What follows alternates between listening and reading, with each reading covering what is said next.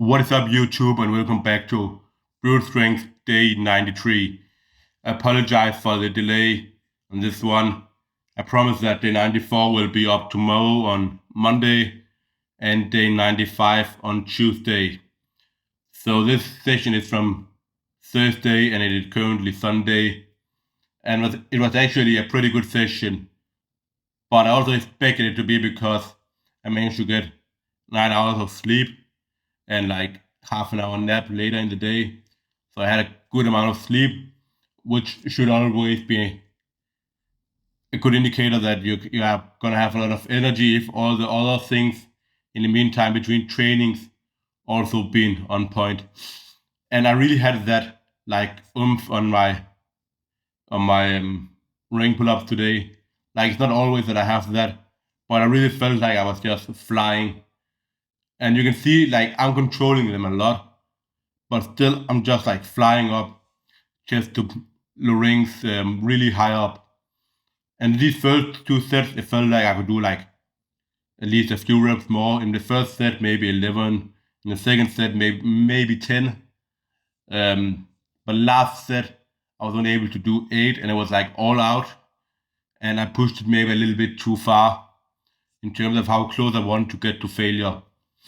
So I think for the next week, in order to get in more volume and stay a little bit further from failure, I'm going to do 4 sets of 7. Because when I'm doing pull-ups 3 times a week, I don't want them to be too close to failure. I want my last set to be like happy 8.5, something like that. So I think by doing a 1 rep less on the sets and then adding another set, it's gonna allow me to have more in the tank. So if you look at this rep I'm gonna do here, this last one, you can see that I'm grinding a lot to get up. I managed to get I managed to get up and hold it, but it's a huge grind.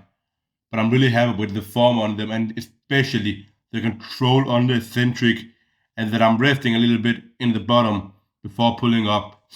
So I think the goal with these is just to be able to do like sets of 10, like comfortably without um, being all the way at failure. That would be really nice and a good sign of progress. After that, I moved on to lateral raises, and this was not my strongest session on these whatsoever. But I'm really trying to focus on moving that pinky finger upwards. So the shoulder really, when you get tired, it really wants to move into external rotation, and so the thumbs get further up to make it easier and utilize other muscles. I don't know what exactly. Maybe a little bit of the front shoulder or something like that, just to make it easier. So I'm really trying to get that internal rotation a little bit to make sure that I am actually hitting the side delts, and it means I'm getting a little bit less reps. Like in the first set here with 12.5 kg, I only did 10 reps, and I'm taking this all the way to failure because the next 3 sets that I do are only gonna be half the amount of reps. But I've actually, with this weight, I've done I think like 12 reps, I think. So it is what it is. Like it's annoying that I'm getting less, but you can't always make progress. And I just had some time off from these as well. I have to I have to consider that. So maybe after all, it was all right. But yeah, just released like full range of motion, really controlled on the way down, as you can see. The funny thing is, like even when I try to not control these on the way down, on like some sets, I'm just like focusing on like blood flow on my easier days, like today. I'm so used to doing them really controlled now that it feels weird to go fast on the way down. But that is obviously a good thing. As you can see, like these last reps become really grindy, and my thumbs start to be like filled up. So that is what I'm really trying to avoid. But I was sore from these like 2 days. Like I still had some soreness in my shoulders from these yesterday, which is wild considering that it's like lateral raises only, and I was sore for 2 days. But that just goes to show like how effective these are because of the total isolation that you're doing. When I was doing them standing, despite losing more weight, I never had that connection and that soreness in my shoulders from them. So there must be something to these that makes them extremely good, since I'm actually getting this amount of soreness, and they are brilliant choice basically just to get more out of less weight and know that you are actually targeting um, your delts. And it's not that it's necessarily like you need to get sore or that you necessarily need to feel a certain muscle in your doing your exercise to know that you're hitting the wrong muscle and stuff like that. Like like soreness and muscle and muscle connection, stuff like that isn't that important if you're not making progress. The most important thing is that you're progressing and getting stronger. So if you're not feeling your muscle doing the exercise or getting sore, it doesn't matter that much if you're as long as you're progressing towards your goal. Um, yeah, so like I see a lot of people that are really caught up with like muscle connection and stuff like that getting sore. But in reality, it's like it all comes down to like proper programming and that you're getting stronger from time to time and you're able to recover. It doesn't matter how much you burn yourself into the ground if you're not getting stronger. So you just saw me do like a modified version of helm throw where my chest is on the bench instead. So I'm just getting used to that because like Italian guys have me to do like concentric only rows, but I feel like there's just a lot of cheating. So on this day, I'm doing like 80% of the weight I'm using on that I did today. I'm doing like 3 sets of 12 with that. Where today I will up to a top set of 10 with like 20% more weight. So that they're not all the way to failure, of course, but I can actually feel my back a little bit, which for me means something because I don't have that much connection to my back.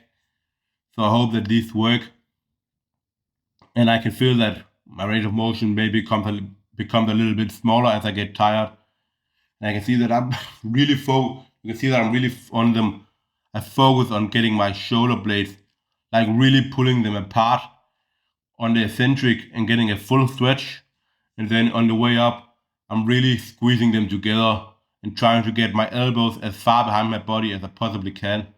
And it's not a whole ton behind my body, but it is enough to the point where I'm like, yeah, this is good. Like, I really think that is a good range of motion, and I'm getting a good squeeze. So biceps curls, preacher curls. I did the wrong exercise. I was supposed to do like strict curls instead um, for like easy stuff like 3 sets of 12 with this. But I think that the helm throw they actually took some bit out of me, and obviously the ring chin ups took some out of my biceps as well because the stuff that I did yesterday, I was able to do the 3 sets of 12 with no problem, like with 1 rep in the tank on the last set for a new volume PR. So I think it's definitely the pulling work that tired me out because yesterday I just did legs and I did chin ups and triceps, no, preacher curls and triceps. And for this, I managed to get 9 reps with 91 kg. I thought I could get 10, but at least like the last time I did these was Tuesday. I think it was no Wednesday, no Thursday. Thursday, so 3 days ago. No, I'm talking about today. I got 9 reps. On the first set here, I got 8 reps, but I did them again today and got 9. And in this set, I believe I got like 14. And in this set today, I actually got 16. So, and actually, the 9th rep today felt easier than the 8th rep did on this day.